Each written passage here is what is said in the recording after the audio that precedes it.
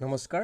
upload master আৰআৰকে Assam YouTube চেনেলটোলৈ সকলোকে স্বাগতম জনাইছো আজি এটা বিশেষ ভিডিও আপোনালোকলৈ লৈ আহিছো যেটো ভিডিওৰ জৰিয়তে আপোনাৰ যি মোবাইলৰ স্পীড ইন্টাৰনেট স্পীড তাক ইনক্ৰিজ কৰিব পাৰিব আজি আপোনালোকলৈ মই দুটা টিপছ লৈ আহিছো যি দুটা টিপছ ব্যৱহাৰ কৰি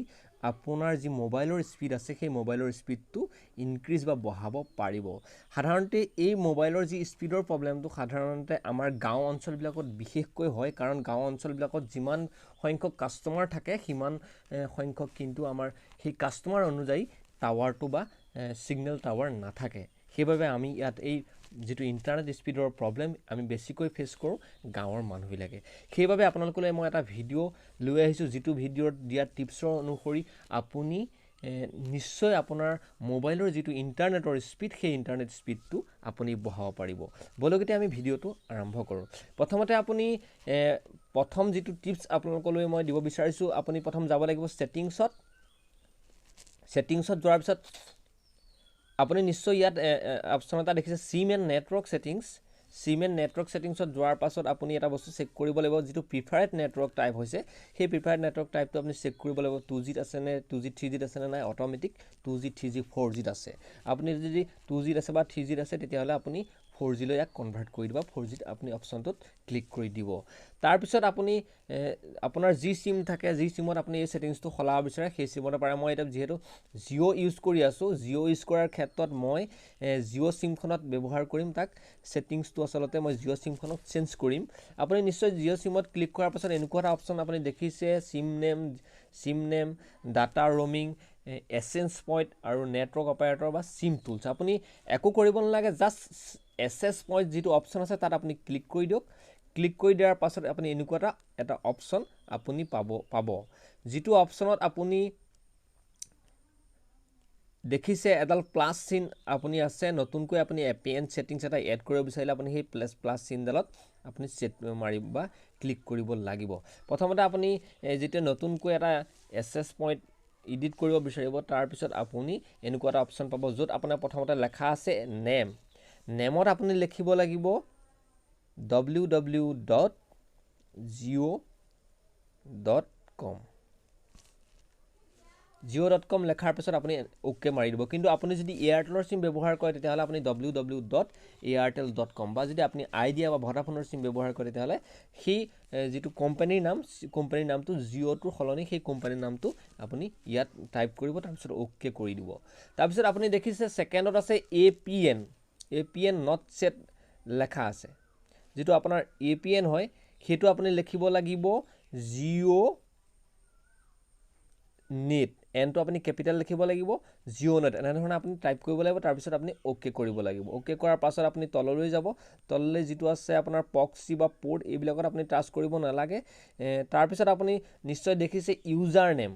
ইউজাৰ নেমত আপুনি টাইপ কৰিব লাগিব www.google.com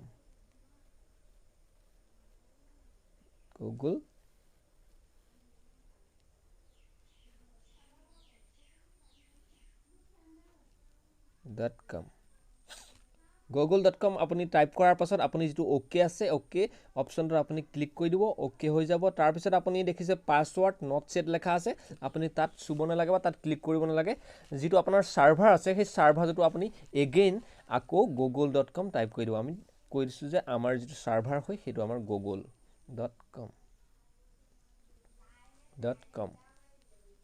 আপুনি google.com টাইপ কৰাৰ পাছত ওকে টো ক্লিক কৰি দিব তাৰ পিছত আপোনাৰ নিশ্চয় আপুনি অপচন দেখিছে MMSC MMS proxy MMS port হেগিটাত আপুনি ক্লিক কৰিব নালাগে বা হেগিটাত আপুনি একো ইউজ কৰিব নালাগে তাৰ পিছত আপুনি এটা অপচন দেখিছে MCC টোত আপুনি লিখিব লাগিব যিকোনো ধৰণৰ ভ্যালু আহিব পাৰে কিন্তু আপুনি 405 হে ইয়াত এড কৰিব বা টাইপ কৰিব তাৰ পিছত আপুনি ওকে মাৰিব তাৰ সেকেন্ডত আছে MNC ত আপুনি যিকোনো ধৰণৰ ভ্যালু থাকিব পাৰে আপুনি কিন্তু টাইপ কৰিব 865 টাইপ কৰাৰ পাছত আপুনি এটো ওকে কৰি দিব ওকে কৰি দিয়াৰ পিছত আপুনি দেখিছে authentication type APN protocol APN roaming protocol এইবিলাকৰ অপচনত আপুনি ক্লিক কৰিব নালাগে তাৰ পিছত আপুনি নিশ্চয় এটা অপচন দেখিছে VRR বুলি এটা অপচন দেখিছে যত ক্লিক কৰি দিয়াৰ পিছত আপুনি এনেকুৱা এটা ইন্টাৰফেস পাবলৈ সক্ষম হ'ব যত মাত্ৰ আনস্পেসিফাই বুলি যেটো অপচন আছে সেই আনস্পেসিফাই অপচনটোত ক্লিক হৈ আছে কিন্তু আপুনি যেটো সেকেন্ডৰ অপচন আছে LTE সেই LTE-টোত আপুনি ক্লিক কৰি দিয়াৰ পিছত অ'কে কৰি ছেভ কৰি দিব তাৰপিছত আপুনি অন্য অপশ্যন একো কৰিব নালাগে জাষ্ট যিটো 3 ডট কৰ্নাৰত ওলাই আছে সেই 3 ডট কৰ্নাৰত আপুনি ছেভ যিটো অপশ্যন দিছে ছেভ অপশ্যনত আপুনি ক্লিক কৰি দিয়াৰ লগে লগে ই ছেভ হৈ যাব আসলতে এনেধৰণে আপোনাৰ যিটো APN সেটিংস হয় APN সেটিংসটো আপুনি চেঞ্জ কৰি ল'ব তাৰপিছত আপোনাৰ মোবাইলৰ তো আপুনি ৰিবুট বা সুইচ অফ কৰি এবাৰ অন কৰি পেলাই ইন্টাৰনেটটো ব্যৱহাৰ কৰি চাব নিশ্চয় আপোনাৰ যিটো আগৰ ইন্টাৰনেট স্পীড তাতকৈ বহু গুণে এই ইন্টাৰনেট স্পীডটো ইনক্ৰিজ হ'ল আৰু দ্বিতীয়টা আপোনাৰ আৰু এটা অপশ্যন আছে সেইটো আপুনি অপশ্যনটো ব্যৱহাৰ কৰি সেইটো টিপছ ব্যৱহাৰ কৰি আপোনাৰ যিটো ইন্টাৰনেট স্পীড আপুনি তাক ইনক্ৰিজ কৰাব পাৰে আপুনি সেইটো সেটিংসতে থাকিব লাগিব সেটিংসত গৈ পেলাই আপুনি যিটো এটা এবাউট ফোন বুলি অপশ্যন পায় সেই এবাউট ফোনত আপুনি ক্লিক কৰি দিব ক্লিক কৰি দিয়াৰ পাছত আপুনি বুইল্ড নাম্বাৰ বুলি এবাউট ফোনত এটা অপশ্যন পাব বা এটা সেটিংস পাব সেই অপশ্যনটোত আপুনি 7 বাৰ ক্লিক কৰিব 7 বাৰ ক্লিক কৰাৰ পাছত আপোনাৰ মোবাইলত এটা নতুনকৈ সেটিংস আহি যাব যেটোক আমি ডেভেলপাৰ বুলি কওঁ মই আগতেই ডেভেলপাৰটো আছে সেইভাবে নো নিডেড ইউ আৰ অলৰেডি এ ডেভেলপাৰ বুলি অপশ্যনটো আহিছে বা ইৰৰটো আহিছে আপোনাৰ যদি ডেভেলপাৰ অপশ্যনটো অন হৈ নাথাকে বা নাথাকে তেতিয়াহ'লে আপুনি 7 বাৰ ক্লিক কৰি তাক মোবাইলত আপুনি সেই সেটিংসটো আনিব পাৰে তাৰপিছত যেটো ডেভেলপাৰ অপশ্যন আপুনি দেখিছে নিশ্চয় এবাউট ফোন সিস্টেম আপডেটৰ ওপৰত আছে ডেভেলপাৰ অপশ্যন এই ডেভেলপাৰ অপশ্যনলৈ গলো কেতিয়াবা ডেভেলপাৰ অপশ্যনটো অন হৈ নাথাকে বা অফ হৈ থাকে তাক এনেধৰণে আপুনি অন কৰি ল'ব অন কৰাৰ পাছত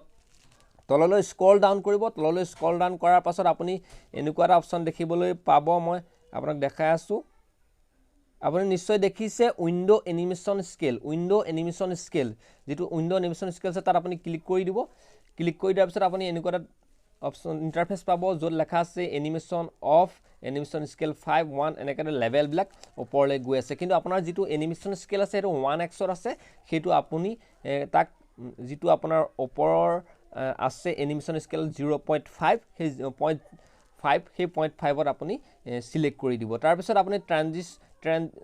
ট্ৰানজিশন এনিমেশন স্কেল আছে তাকো তেনে ধৰণে আপুনি 0.5x ত আপুনি সেট কৰি দিব প্ৰতিটোৰে নিশ্চয় দেখিছে এনিমেটৰ ডুৰিং স্কেল আপুনি দেখিছে ডুৰিং স্কেলটোত আপুনি